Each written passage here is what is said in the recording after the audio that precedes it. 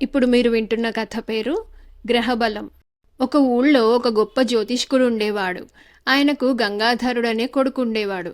చనిపోతూ జ్యోతిష్కుడు గంగాధరుణ్ణి పిలిచి, నాయనా, నీ భవిష్యత్తు చెబుతాను విను. విని నీ జీవితాన్ని ఎలా దిద్దుకుంటావో దిద్దుకో. జన్మతః దరిద్రుడివి. నీది సంచార జీవితం. దుష్టులకు ఉపకారం చేసి ప్రత్యుపకారం పొందుతావు. కొంతకాలం పాటు చెరసాలలో ఉంటావు. అప్పుడు నీకు ప్రాణగండమున్నది. అది తప్పిందా నీకు ఆ తర్వాత రాజయోగం పడుతుంది అని చెప్పాడు. గంగాధరుడికి తన తండ్రి జోస్యంలో పూర్తి నమ్మకం ఉన్నది. చెరసాల కోసము గండం కోసము ఎదురుచూస్తూ ఉన్న ఊళ్ళో కూర్చోవటం దేనికి? దరిద్రుడికి అన్నీ సొంత ఊళ్ళే. తనది సంచార జీవితం అని తండ్రి చెప్పనే చెప్పాడు. అందుచేత గంగాధరుడు కాశీకి వెళ్ళి గంగా తీరాన కూర్చొని శివధ్యానం చేస్తూ ముందుకైనా ఇంత పుణ్యం పోగేసుకుందామని నిశ్చయించుకున్నాడు. అతను కాశీ మార్గం పట్టి చాలా దూరం ప్రయాణించిన మీదట ఒకరోజు మధ్యాహ్నం వేళ దాహం వేసింది. దారిలో ఒక బావి కనిపించింది. గంగాధరుడు తన వెంట తెచ్చుకున్న బిందెకు తాడు కట్టి బావిలో వేశాడు.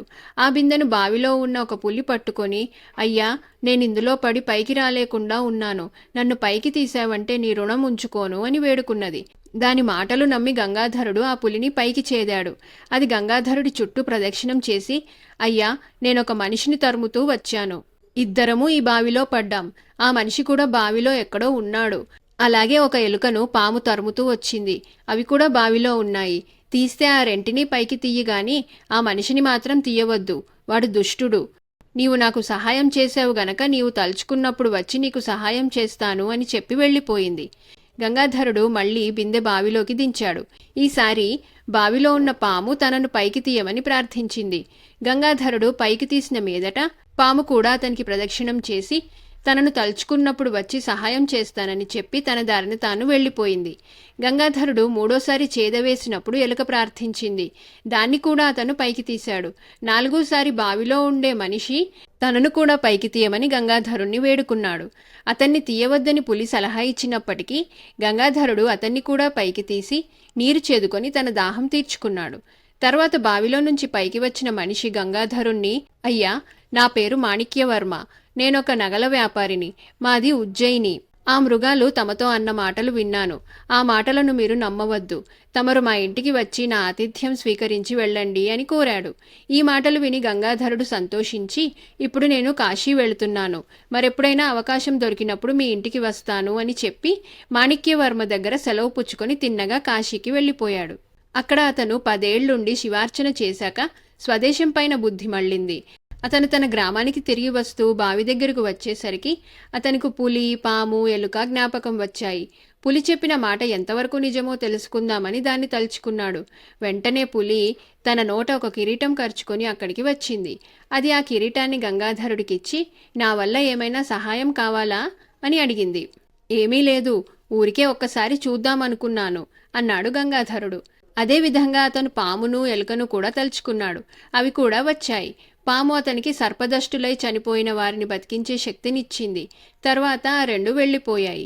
గంగాధరుడికి మాణిక్యవర్మను కూడా చూడాలనిపించింది.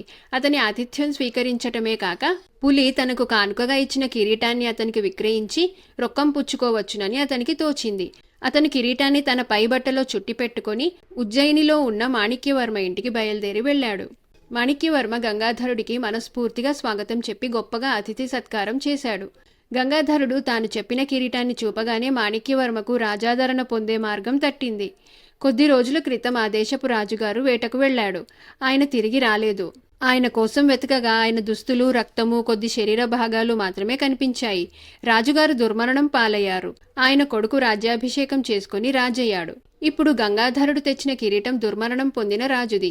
దీనిని తీసుకుపోయి కొత్త రాజుకు చూపి అది తెచ్చిన వాణ్ణి పట్టి ఇస్తే తనకు శాశ్వతంగా రాజాదరణ దొరుకుతుందని మాణిక్యవర్మ గ్రహించాడు. అతడు గంగాధరుడితో, మీరు తొందరపడక 2 రోజులు నాకు వ్యవధి ఇచ్చినట్టయితే నేను మీకు దీని పూర్తి మూల్యం ముట్టేటట్టు చూడగలను అన్నాడు. గంగాధరుడు సమ్మతించాడు. మర్నాడు గంగాధరుడు స్నానానికి నదికి వెళ్లగానే మాణిక్యవర్మ కిరీటాన్ని తీసుకుని రాజు వద్దకు వెళ్ళి, మహారాజా, పెద్దరాజుగారిని హత్య చేసిన మనిషిని కనిపెట్టాను. అతనిప్పుడు మా ఇంటనే ఉన్నాడు. అతని వద్ద ఈ కిరీటం ఉన్నది, చిత్తగించండి అంటూ కిరీటం చూపాడు. నిజానికి పెద్దరాజును చంపినది పులి. కాని రాజుకు పులి మాట తెలియదు. గంగాధరుడే తన తండ్రిని చంపాడనుకుని విచారణ కూడా జరపకుండా అతన్ని చీకటి కొట్టులోకి తోయించమని, అన్నపానాలు లేక మాడి చావనివ్వమని ఉత్తర్వు చేసి మాణిక్యవర్మకు మంచి బహుమతి ఇచ్చి పంపేశాడు. రాజభటులు మాణిక్యవర్మ ఇంటికి వచ్చి గంగాధరుణ్ణి పట్టుకొని తీసుకుపోయి చీకటి కొట్టులో వేసేశారు. రాజభటులు తనను చీకటి కొట్టులో ఎందుకుంచినది గంగాధరుడికి తెలియలేదు. కానీ మాణిక్యవర్మ చేసిన మోసం చేతనే తనకి గతి పట్టిందని అతను అనుకున్నాడు. ఈ స్థితిలో తనకు సహాయం చేయగలవారెవ్వరున్నారు? పులి, పాము, ఎలుక తప్ప. అందుకని గంగాధరుడు వాటిని తలుచుకున్నాడు. పులి నగరం వెలుపల దాకా వచ్చింది, కానీ చెరసాల దాకా రాలేకపోయింది. పాము, ఎలుక మటుకు అతనున్న చోటికి రాగలిగాయి. అవి గంగాధరుణ్ణి ప్రాణాపాయం లేకుండా కాపాడుతామని మాట ఇచ్చాయి. తర్వాత పాము, పులి కూడబలుక్కొని రాజుకు తగిన విధంగా బుద్ధి చెప్ప నిశ్చయించుకున్నాయి. అది మొదలు ఆ రాజ్యంలో పులుల భయము, పాముల భయము అపారంగా హెచ్చిపోయింది. ఈలోపుగా కొన్ని వేల ఎలుకలు గంగాధరుడుండే చీకటి కొట్టులోకి సొరంగం తవ్వి దాని గుండా అతనికి కావలసిన ఆహారం అంతా చేరవేస్తూ వచ్చాయి.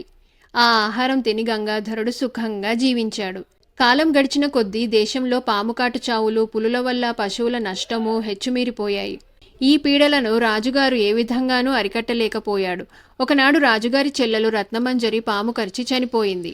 ఆమెను బతికించిన వాడికి అర్ధరాజ్యం ఇస్తానని, రత్నమంజరినిచ్చి పెళ్లి చేస్తానని రాజు చాటింపు వేయించాడు. రత్నమంజరిని నేను బతికిస్తాను అని చీకటి కొట్టులో నుంచి గంగాధరుడు కేకలు పెట్టాడు.